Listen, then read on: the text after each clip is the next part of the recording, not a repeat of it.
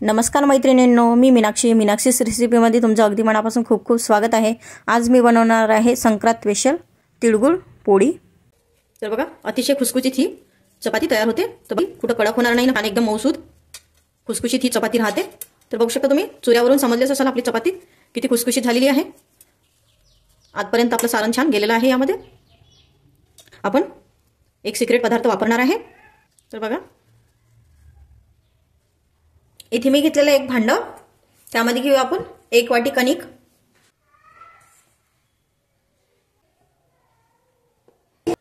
नंतर घेऊया 2 चमचे बेसन पीठ। बेसन पीठामुळे खमंग लागते आपली तिळगुळ पोळी। नंतर घेऊया 1 चमचा तूप। तुपामुळे छान खुसखुशीत तिळगुळ पोळी होईल। तर हे आपण कडकडीत गरम करून घेऊया तूप। चिमूटभर टाकूया मीठ। कोणत्याही गुळाच्या पदार्थामध्ये थोडंसं मीठ छान लागेल। तर पीठ आणि बेसन मिक्स करून घेऊया। बेसनामुळे छान खमंग होते आपली तिळगुळ पोळी आणि चविष्ट सुद्धा होते। तर याला खुसखुशीत बनण्यासाठी आणि वातडण होण्यासाठी आपण यामध्ये तुपाचं मोहन घालूया। तर बघा, तूप छान कडकडीत गरम झालेलं आहे। तर हे छान मिक्स करून घेऊया।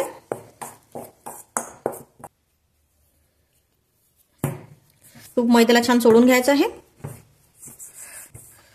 तूप चोळल्यानंतर छान आपलं रवाळ पीठ तयार होते, बघू शकता तुम्ही। हे पीठ मळून घेऊया आपण। तर थोडं थोडं पाणी टाकून आपण घट्ट पीठ मळून घेऊया। अजिबात आपल्याला पातळ भिजवायचं नाही पीठ, जसं आपण पुरणपोळीला भिजवतो त्या पद्धतीचं आपल्याला भिजवायचं नाही। घट्टसर पीठ मळून घ्यायचं आहे।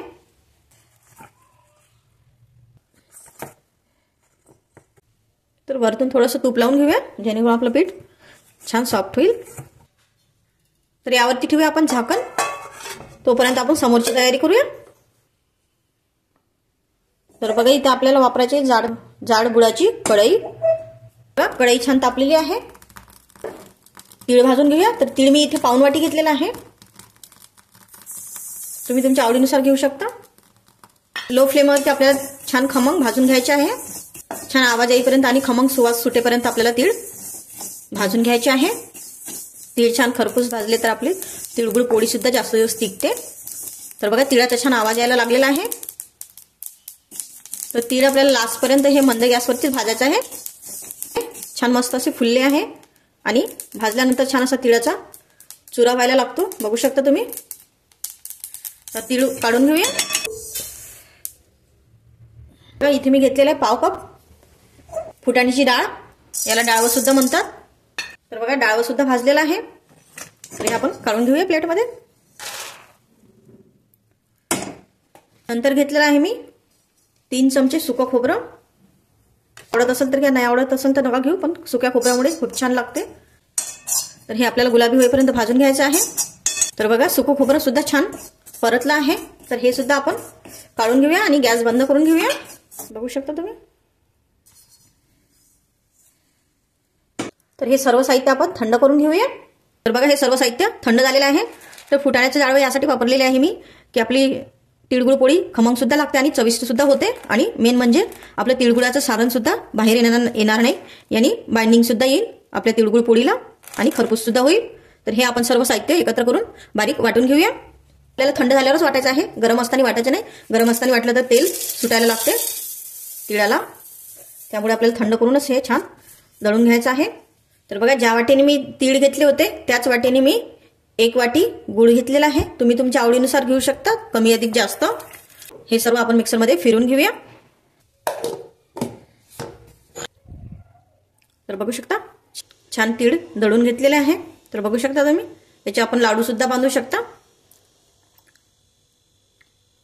तर आपण एका प्लेटमध्ये काढून घेऊया।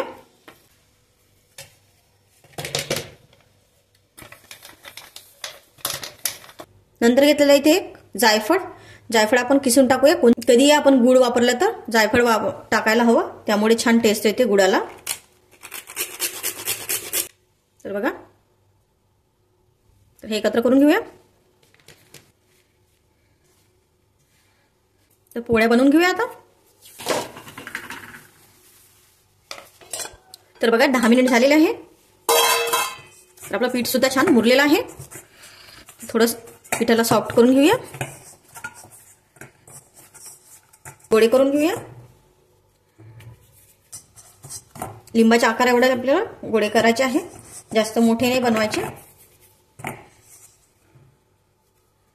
तर चला तर मग पोळ्या बनवायला सुरुवात करूया.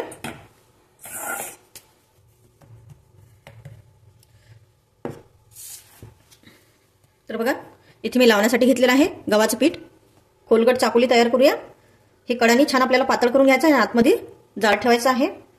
तर व्हिडिओ दाखवल्याप्रमाणे. तर बघू शकता अशा पद्धतीची आपल्याला खोलगट वाटी तयार करायची आहे. नंतर टाकूया आपण सारण.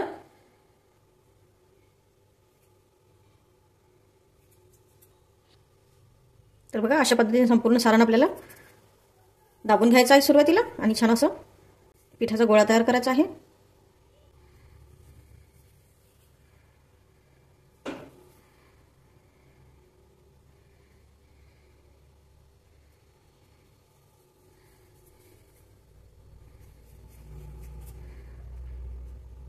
तोंड आपल्याला बंद करून घ्यायचं आहे. असं हाताने प्रेस करायचं जेणेकरून सारण सर्व साईडनी जाईल. तर बघू शकता. तर याला थोडंसं कणिक लावून घ्यायची आणि चपाती लाटून घेऊया. एकदम हलक्या हाताने आपल्याला ही पोळी लाटून घ्यायची आहे. जास्त भार देऊन दाबायची नाही, नाहीतर सारण आपलं बाहेर निघेल. दाखवल्याप्रमाणे लाटायची आहे चपाती. आपल्या साध्या चपातीसारखी लाटायची नाही. सारण असं मागं घेत घेत लाटायचं आहे आपल्याला. तर यावरती थोडेसे तीळ टाकूया जेणेकरून छान दिसेल. छान पातळ चपाती आपल्याला लाटायची आहे. तर बघू शकता छान पातळ पोळी लाटून घेतलेली आहे. तर बघा कुठेही आपली चपाती फुटलेली नाही. खालून सुद्धा नाही फुटली आणि वरून सुद्धा नाही फुटली. छान पातळ लाटलेली आहे आणि सारण सुद्धा दिसत आहे. तर हे आपण चपाती शेकून घेऊया. तर मी पॅन ठेवलेला आहे गॅसवरती गरम करण्यासाठी आधीच. तर आपण चपाती टाकून घेऊया. तर बघा एक साईड झालेली आहे. तर पलटून घेऊया. तर बघा तूप न लावता आपली पोळी छान फुलायला लागलेली आहे. तर बघा तिळगुळ पोळी किती छान फुलायला लागलेली आहे.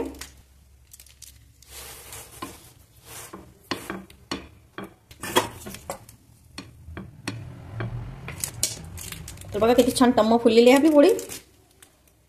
तर वरतून तूप टाकून घेऊया.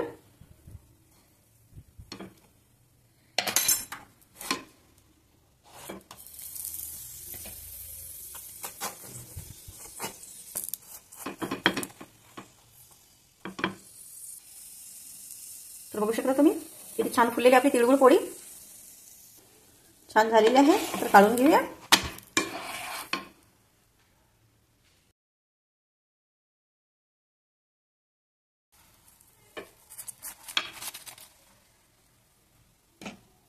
तर बघा दुसरी सुद्धा चपाती आपली छान फुललेली आहे.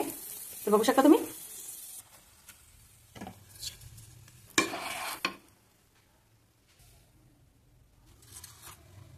बाकी सुद्धा मी अशाच पद्धतीने तिळगुळ पोळ्या बनवून घेते.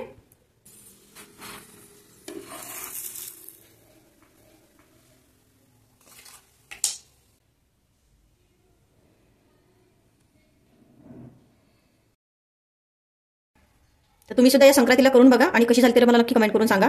भेटूया पुढच्या रेसिपीला. तोपर्यंत मस्त खा आणि स्वस्त राहा.